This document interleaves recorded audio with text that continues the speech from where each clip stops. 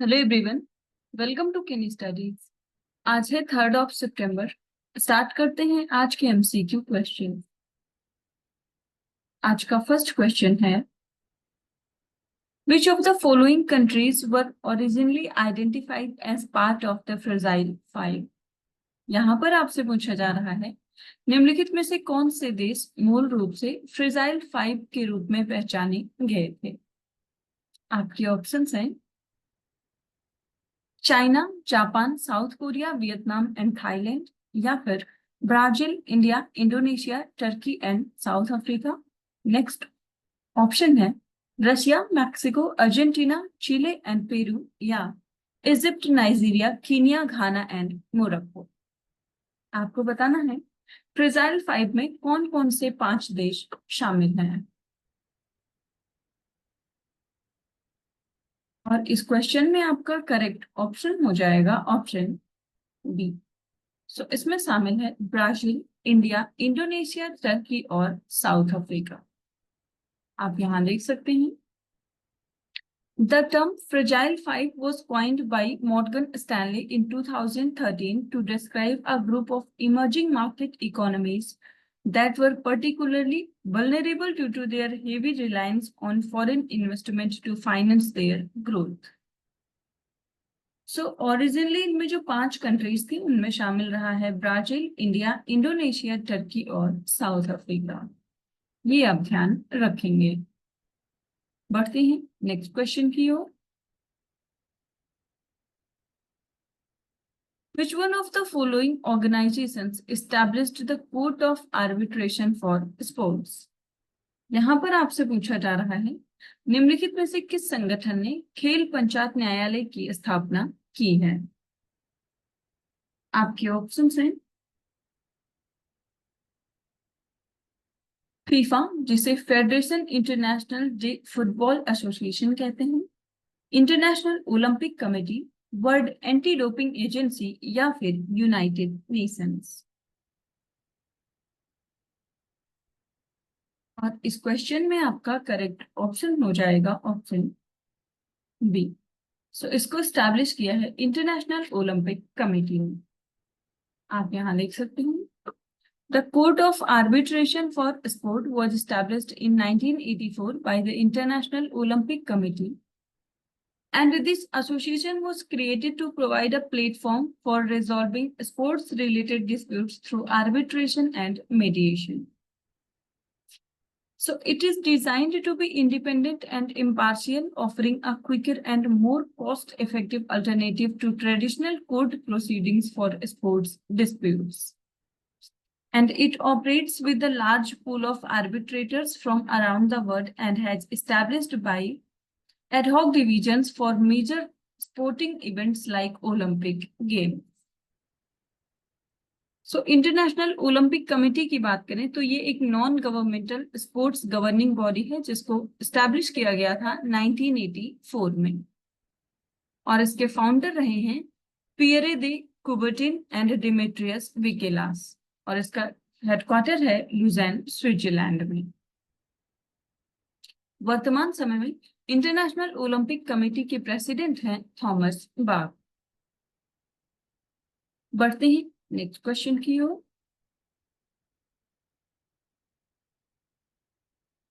Awarded the Olympic Order in recognition of his support for the success of Olympic Games Paris 2024। यहाँ पर आपसे पूछा जा रहा है, जो पेरिस के ओलंपिक खेल 2024 अभी कंप्लीट हुए हैं उसकी सफलता के लिए और उसके समर्थन के सम्मान में ओलंपिक ऑर्डर से किसे सम्मानित किया गया।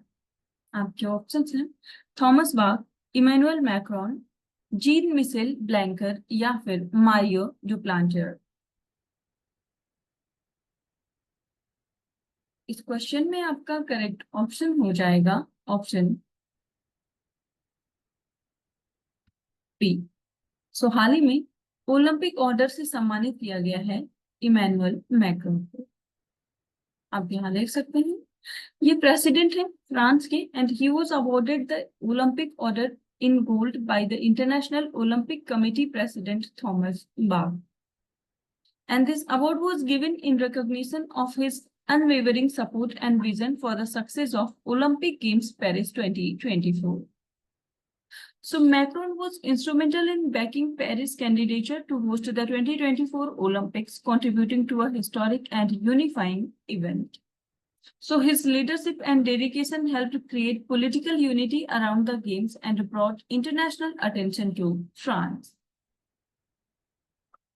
बढ़ते हैं नेक्स्ट क्वेश्चन की ओर. Which team won the Durand Cup 2024 by defeating Mohan Bagan SG by 4-3 in a penalty shootout? यहां पर आपसे पूछा जा रहा है किस टीम ने पेनाल्टी शूटआउट में मोहन बागान एसजी को 4-3 से हराकर डूरंड कप 2024 को जीत लिया. आपके ऑप्शंस हैं मोहन बागान SG, north east United FC, Kerala blasters FC या फिर बेंगलुरु एफसी. और इस क्वेश्चन में आपका करेक्ट ऑप्शन हो जाएगा ऑप्शन बी. सो 2024 का जो डूरंड कप है वो जीत लिया है नॉर्थ ईस्ट यूनाइटेड एफसी ने और फाइनल्स में इन्होंने हराया है मोहन बागान को.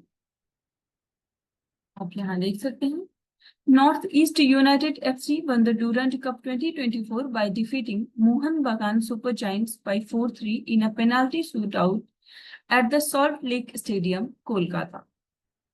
So Mohan Bagan had a 2-0 lead in the first half with the goals from Jason Cumming and Sahel Abdul Samad, and North East United equalized with the goals from Aladdin Ajiri and Guillermo Fernandez in the second half, and the match went directly to the penalty shootouts after regulation time.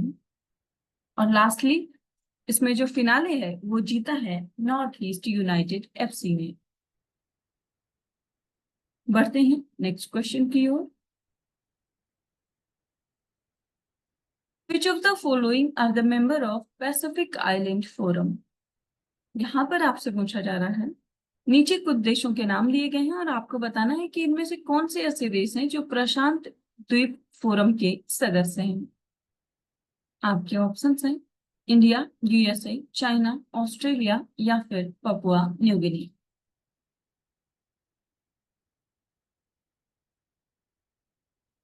और इस question में आपका correct option हो जाएगा option A. So Pacific island forum की बात करें तो इसमें जो मेंबर कंट्रीज हैं वो हैं ऑस्ट्रेलिया और पपुआ न्यू गिनी. आप यहाँ देख सकते हैं. सो पैसिफिक आइलैंड फोरम की बात करें तो ये एक इंटर गवर्नमेंटल ऑर्गेनाइजेशन है that aims to enhance cooperation among countries and territories of Oceania including formation of a trade bloc and regional peace keeping operations. इसको स्टैब्लिश किया गया था 1971 में as the South Pacific Forum and it changed its name in 1999 to Pacific Islands Forum so as to be more inclusive of forums Oceania spanning membership of both North and South Pacific Island countries including Australia, and it is a United Nations General Assembly observer. आप ध्यान रखेंगे कि Pacific island forum में भारत शामिल नहीं है. बढ़ते हैं नेक्स्ट क्वेश्चन की ओर.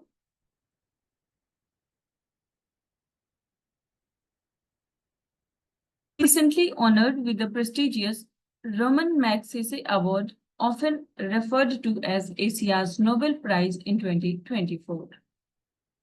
यहाँ पर आपसे पूछा जा रहा है हाल ही में किसे प्रतिष्ठित रोमन मैग्सेसे पुरस्कार 2024 से सम्मानित किया गया जिसे अक्सर एशिया का नोबेल पुरस्कार के नाम से जाना जाता है.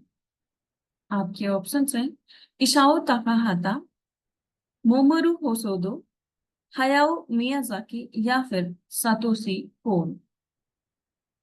आपको बताना है 2024 का रोमन मैग्सेसे अवार्ड किसने जीता है. और इस क्वेश्चन में आपका करेक्ट ऑप्शन हो जाएगा ऑप्शन सी. सो ये जीता है हायाओ मियाजाकी ने. आप यहाँ देख सकते हैं हायाओ मियाजाकी जो कि को फाउंडर हैं स्टूडियो गिबली की, was honored with the 2024 Raman Magsaysay Award, often referred to as Asia's Nobel Prize. So he is a renowned film director known for critically acclaimed movies such as Spirited Away, My Neighbor Totoro, Princess Mononoke, and Hall's Moving Castle. So the award recognizes individuals and organizations that have significantly impacted Asia, and it was created in tribute to former Philippine President Ramon Magsaysay. So Miyazaki was praised for using art to help children understand complex issues like environmental conservation and promoting peace through his animated films. So Ramon Magsaysay award की बात करें तो इसको establish किया गया है to perpetuate former Filipinian president Ramon Magsaysay, और इसको एस्टैब्लिश किया गया 1957 में। आपने देखा कि इस वर्ष के विजेता रहे हैं हायाओ मियाजाकी। बढ़ते हैं नेक्स्ट क्वेश्चन की ओर। Who is the first Indian women to win 2 para Olympic medals in athletics? यहां पर आपसे पूछा जा रहा है एथलेटिक्स में 2 पैरा ओलंपिक पदक जीतने वाली पहली भारतीय महिला कौन बनी है? आपके ऑप्शंस हैं अवनी लेखरा, प्रीति पाल, मोना अग्रवाल या फिर रुबीना फ्रांसिस। और इस क्वेश्चन में आपका करेक्ट ऑप्शन हो जाएगा ऑप्शन बी। सो ऐसा करने वाली जो पहली भारतीय महिला बनी है वो है प्रीति पाल। आप यहाँ देख सकते हैं Preeti Pal is the first Indian woman to win 2 Paralympic medals in athletics, and she won a bronze medal in the women's 100-meter T35 class and another bronze in women's 200-meter T35 class at the Paris 2024 Paralympics. So the T35 class is for athletes with coordination impairments such as hypertonia, ataxia, and athetosis. So Preeti's accomplishment highlights the importance of hard work and determination in overcoming challenges and achieving success. तो आप ध्यान रखेंगे प्रीति पाल भारत की पहली ऐसी महिला बन गई है जिन्होंने पैरा ओलंपिक्स में 2 मेडल्स जीते हैं, और वो भी एथलेटिक्स की श्रेणी में। सो आज की करंट अफेयर सेशन में इतना ही। Thank you for watching. Do like, share and subscribe.